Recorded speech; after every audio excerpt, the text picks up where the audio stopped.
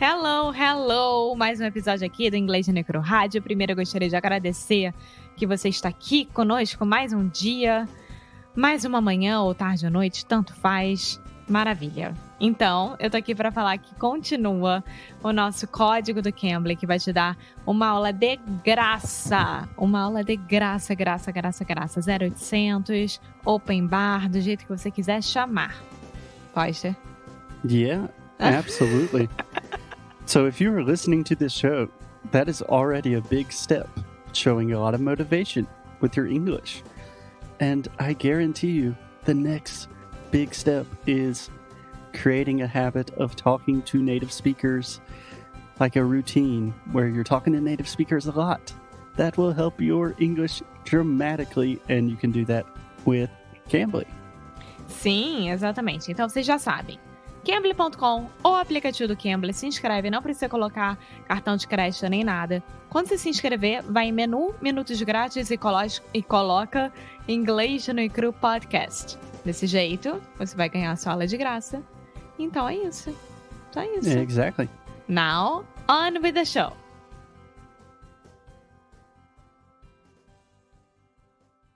Hello, hey, sweet people. How you doing? My name's Foster. I'm an English teacher. I am the co-host of Inglês no Cru Rádio. Welcome to another episode. As always, I am here with... Who am I here with? Alexia. Hey, Alexia, how are you doing today? I am doing great. What about you? I'm doing just fine. I can't complain. Awesome. So let's get right into it. Yeah, I just want to make sure that you know that sweet people, when you say sweet people, is a copycat from my dad. Okay. So, two things. This week on the show, we're talking about different expressions. Yesterday, we talked about expressions with animals. So we learned about the phrase copycat, just in case you didn't listen to the show yesterday. Secondly, you can't say you're being a copycat from my dad. You could say you're copying my dad. You're a copycat. Yeah, you could say you're a copycat. And finally, yes, I'm probably copying your dad, but honestly, I was copying the tallest man on earth. But both ways, I am being a copycat. You are correct. Okay, so today we are still talking about expressions, and I think that we are going to change the subject, right? Yeah. It's not animals anymore. So yesterday we talked about fun expressions that have to do with animals. Today we are talking about common expressions that we use in English all the time that are connected to the body. Ooh. How does that sound? Sounds interesting. Okay, so yesterday Alexia was pretty much 100% with all of the expressions. Hey, 100% pretty much? No, 100. Okay, we'll see how you do today. Not 100. So first expression today, Alexia. We have the expression to be nosy or a nosy person. Yeah. Do you understand this? Yes, it's when someone wants to know everything about the situation, but in a bad way, like curioso, but in a bad way. Why are you being so nosy about this? Exactly. Yeah. Do you have a good translation for this in Portuguese? I'm trying to think. Of course we do, but of course I can't think right now, but... I think I have a good one. It's not like fofoqueiro. It's not that. No, I think you would say metido or No. intrometido. Intrometido. There we go. Intrometido. Yeah. Intrometido. Yeah. Exactly.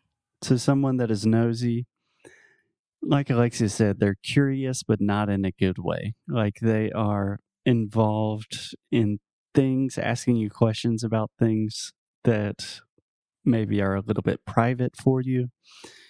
They're just in your business too much. Yeah, exactly. Yeah. Do you have maybe friends or people you know that are nosy? Yes, I used to. They are not my friends anymore. Okay, that's All fair my enough. friends are not nosy at all. They know their limits. I know my limits about their personal stuff. So that's why we call them friends. Now, Exactly. colegas and conhecidos is different. So coworkers and acquaintances. Yes. Do you want to say that with me? Coworkers Coworkers, and acquaintances. acquaintances. But peraí, co-workers, it's not co-worker, like colleague, like it's someone, okay, it's the same. Yeah, a coworker and a colleague is the same thing for us. Yeah, it's the same.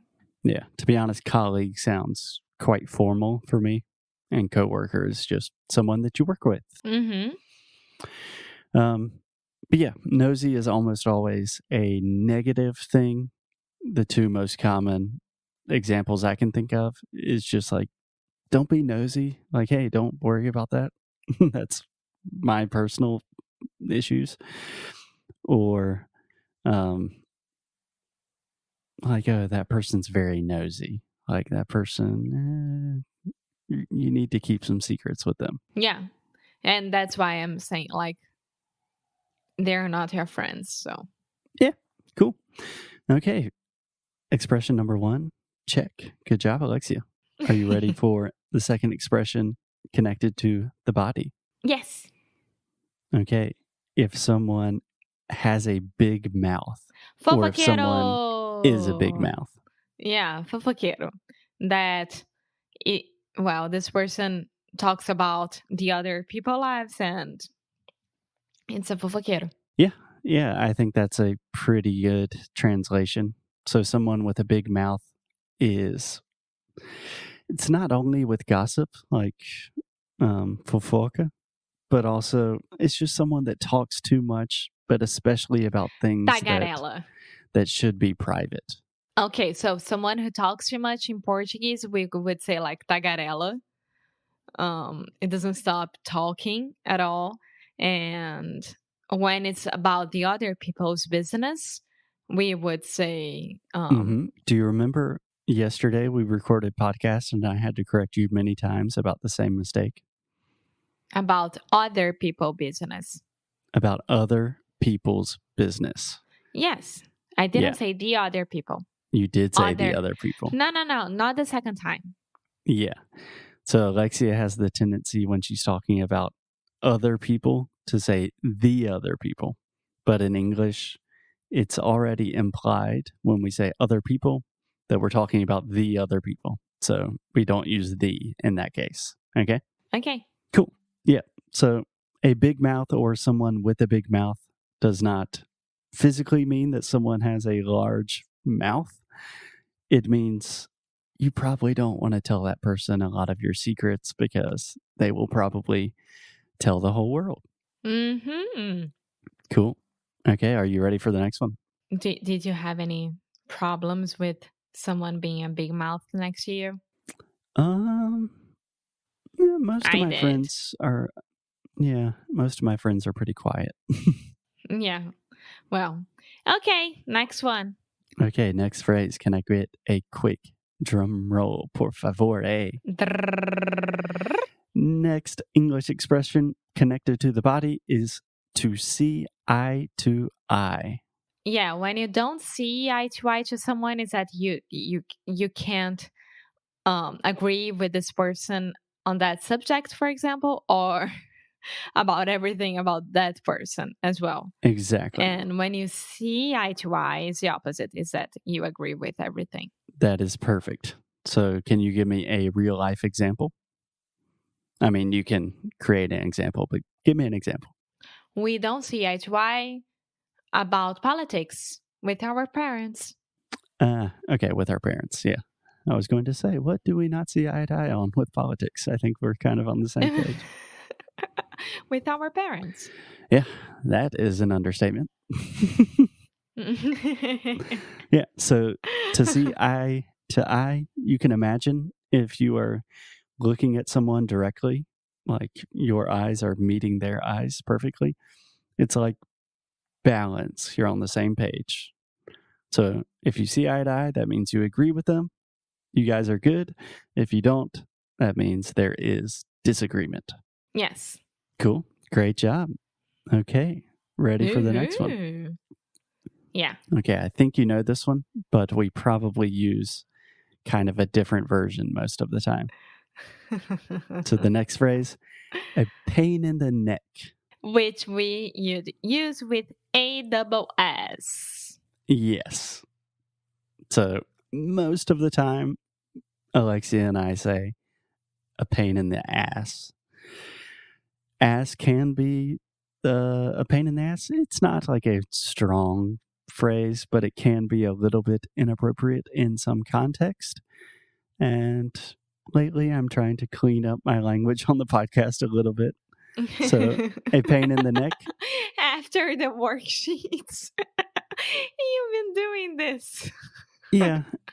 Doing all of the worksheets, I recognized how many times I was cursing on the show. And yeah, some people have asked me to tone it down a little bit. So I'm trying. Okay. Cool. So pain in the neck is like, oh my God, that person's such a pain in the neck, pain in the ass. Or it's like, I'm struggling to deal with that person. She's too annoying. Exactly. And you can use it as a noun, just like you did, and say that person's such a pain in the neck. Or you can use it as an adjective to describe a situation. Like, this project is such a pain in the neck. Yeah. Yeah. Cool. Awesome. Next one.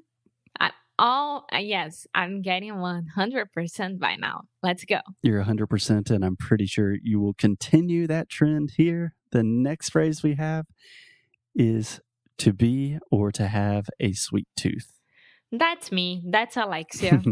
The description about it's like Alexia Souza from Brazil and now living in Portugal. Yeah, if you look up a sweet tooth in the dictionary, there's a picture of Alexia with some chocolate in her mouth. A cute picture with brigadeiros or donuts or something like that. So a sweet Alexia, tooth. Rappuccino. Can you? I know you understand this one. So can you describe this to me in English before you give the Portuguese translation? I was trying to. Okay, I was just making sure. So, sweet tooth is like, okay, Foster, when he was here with us before coronavirus, he became a huge sweet tooth because of me. Okay, debatable, but explain what you mean. You told me that. Is that you were eating more desserts or more candies or sweet stuff more often. Yeah, exactly. So a sweet tooth is simply someone that really loves to eat sweets, sweet things. And do you know how we say that in Portuguese? I do, but it is escaping my mind at the moment. Give me 1 second. Give me a... It's an animal. Not an animal. It's a bug. Is it a bug? Formigão. Formiguinha. Formiguinha. Ah. Essa é uma formiga. Essa é uma formiguinha. Formigão. Is formiga a bug? Ant. I know, amor. But is it a... As formigas são o quê? Oh, are you asking, is an ant São inseto. technically also considered a bug? É um inseto, não é? You are asking the wrong person. Okay, our last bodily expression for today, Alexia. This is one that I have used with you before, and I'm not completely sure if you understand it. So our last expression today is to play it by ear. Yeah, the only thing that I think that I'm gonna pass this one, but the only thing that it comes on my mind when you say that, it's like play by ear. Okay, so you can say the only thing that comes to mind. Yeah. Yeah, that's a great phrase, to come to mind. Yeah, the only thing that occurs to me. Yeah. Okay, kind of. So let me give you an example and we'll see if that helps. Or, wait, can I try? Sure. let's think. For example, when you are playing piano and you listen to a song and you're playing it by ear without reading the lyrics or the notes. Exactly. So, Ok, então tá, tocando pelo ouvido, exatamente. It's the same in Portuguese. okay, so that is correct, but I do have to add one thing. So in music, we have the phrase to play by ear or to play something by ear, which means you are not using sheet music or you don't have any resources to help you. You're just listening to the music and you're figuring out the music just by listening to it. Yeah, exactly. Okay, so that is one thing, and that is specifically in the context of playing music. Okay? Uh-huh. But in everyday conversation, we can also say to play it by ear. And it's a very similar idea, but it's a little bit different. So, for example, if I say, so earlier this morning, Alexia, you asked me, hey, what time are you going to meet with your friend John? And I said, I don't know. We're just going to play it by ear. Do you understand that? Yeah, see how it goes. Just follow the flow. Exactly. To go with the flow, we're not really going to make plans. We're just going to do things naturally and see what happens. Yeah. Yay. Well, I could say that I did pretty good. Yeah, to play it by ear is a very, very useful phrase. Do you have a good translation for this in Portuguese? Minha mãe falava escutar tipo, seguir pelo ouvido. For example, she used to be a ballet dancer from Teatro Municipal of Rio. A ballet dancer. Yeah, and Episode 96, Como pronunciar palavras francesas em inglês. Okay, so sometimes they were rehearsing. Oh my God. Mhm. Yeah, and they didn't have the maestro. The conductor or something like that, director. Yeah, and there were some people who used to play the orchestra, and they were there, and then the dancers were there as well. So they like asked to play something really quick so they could rehearsal, so they were playing it by ear. Estavam tocando só pelo ouvido. But I'm not sure if this is a correct one. Yeah, I think so. That's a very specific example with very specific context. I'm imagining, so imagine in Portuguese, if you're trying to plan something with someone and you don't really want to make very specific plans, what would you say? Like, let's just go with the flow. Let's just see what happens. Vamos ver como é que é. Yeah. I don't know, because music related is what I said, like tocar de ouvido. Yeah, I was thinking something like, vamos ver, vamos deixar rolar. Vamos ver o que acontece. It's like improviso, right? So exactly, it is to improvise, but I was looking for a better word than to improvise. I don't know. Maybe next episode we'll have a better word and then we can talk about it. But yeah, you guys get the point. To play it by ear, to go with the flow, to just kind of take things easy. Okay, cool. There you go, Alexia. I believe that was, let's see, 1, 2, 3, 4, 5, 6 fantastic phrases talking about the body. These are all very, very common. We use these all the time. So in your next conversation, try to use these things. And I think native speakers will be really happy and really impressed with you. Awesome. Okay. Thanks, guys. We will see you tomorrow. Bye. Muito obrigada por ter escutado mais um episódio aqui do Inglês de Necrorádio. É muito bom ter você juntinho assim de nós. Faz muito, muito carinho no nosso coração, digamos assim. Então você que está interessado em saber mais sobre os nossos produtos e saber mais sobre a gente, o que a gente oferece para vocês em relação a estudo, a challenge, a curso, vá lá no inglesdenecru.com e você pode ver mais sobre as worksheets, por exemplo. Yeah. If you want to really improve your English, if you want to learn more about the ways you can do that and just connect with us on a deeper level, go to inglesdenecru.com. And as always, keep up the good fight. And lose well. See you guys tomorrow. Bye.